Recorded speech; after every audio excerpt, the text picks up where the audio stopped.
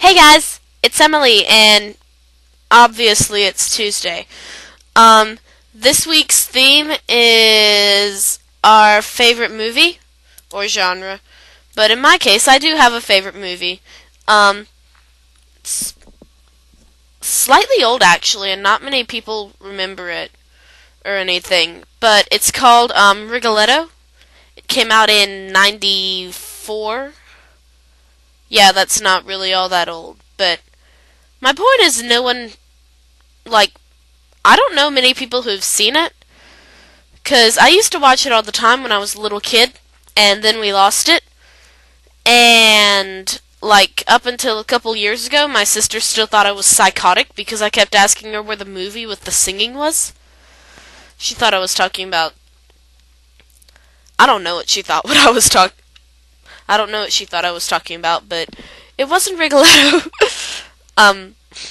But anyways, Rigoletto is a really cool movie. It's got a pretty good plot line. I'll just tell you about it. So basically there's this girl whose name is Bonnie, and she likes to sing. And there's this other girl in town who doesn't like Bonnie at all, and she's won like all the singing competitions in the area. And it's set back in the Depression, so of course, Bonnie's dad is dead, and she lives with her mom, and her mom keeps them up by doing laundry for other people and such. So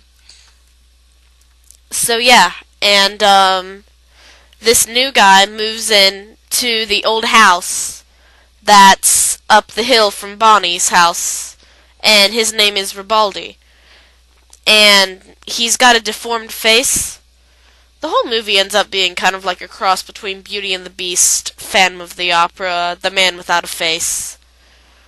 Yeah, but anyway, so all the townspeople's land starts being bought up, and everyone assumes that it's Ribaldi who did it because, he's ugly, so if he's ugly, he must have an ugly heart as well as an ugly face. You know how people's reasoning goes on that.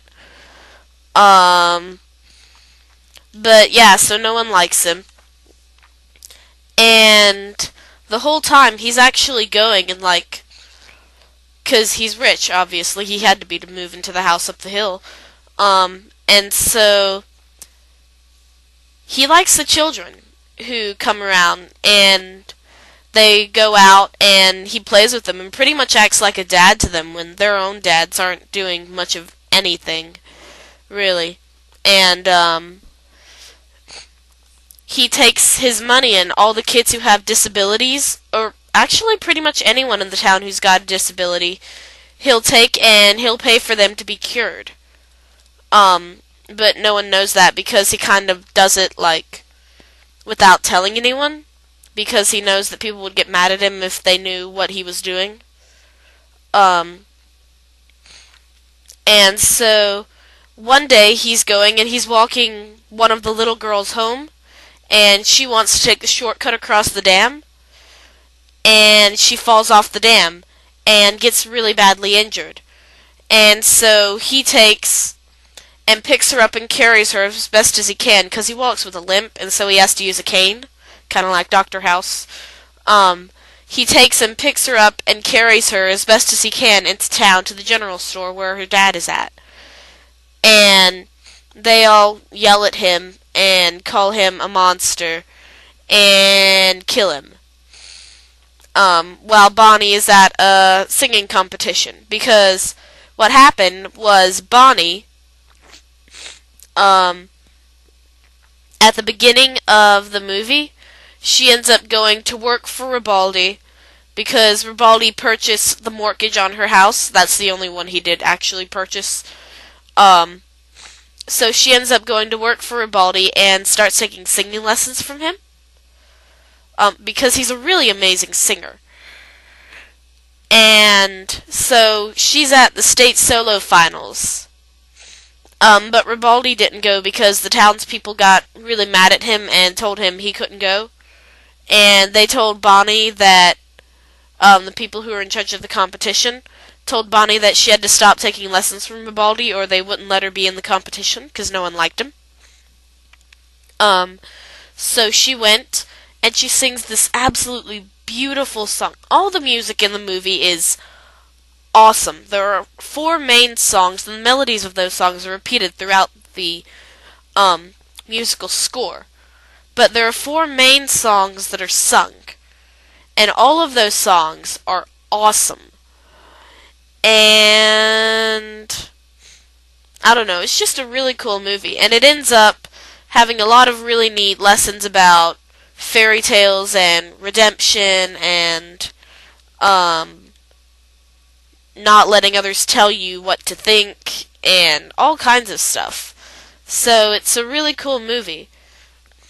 One of my favorite songs from the movie is probably this one called Let Me In. It's the very first song that they play in the movie. And they only play part of it at that, but then at the end they have a different lady, not the one who sang it in the movie, but they have a different lady in the credits who sings the entire song, and it is absolutely beautiful.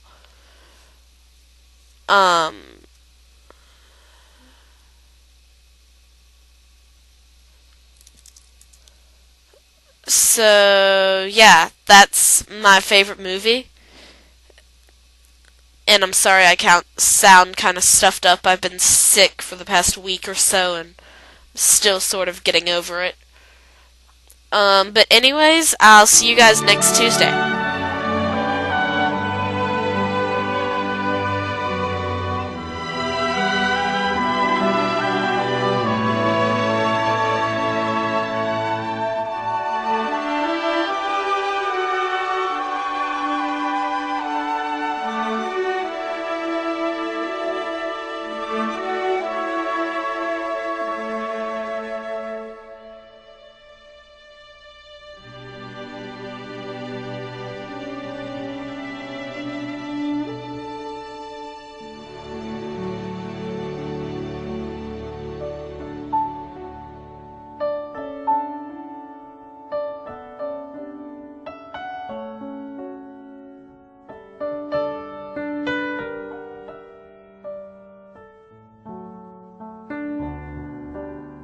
I love the part in fairy tales that's very near the end, when all the kingdom cheers for their new queen.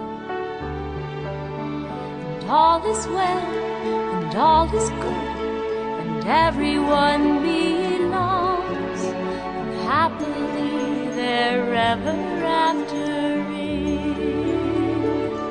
But when I enter the kingdom of dreams and face the promise of all I can be, will they see me as a heroine?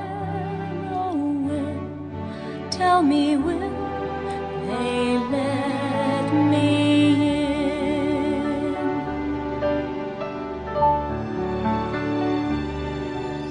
I love the hour the seasons change and winter turns to spring, and empty branches welcome newborn leaves. The earth makes room for every flower that reaches for the sun. We're glad you've come is whispered on the breeze. But when I enter the spring of my dreams, just like a wildflower that bursts on the scene, will I find my place with a gentle wind? Tell me, will they let me in? And if a heart's breaking, a part of me's aching to show them how much that I care. But if no one lets me or turns and forgets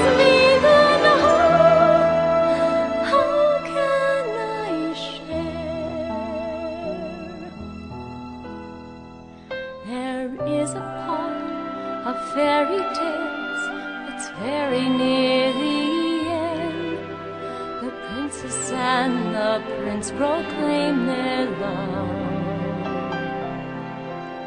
And hearts are healed, and souls are changed, and two blend into one, all orchestrated by the stars above. But when I stand at the door of my dreams and face a lonely heart calling for me,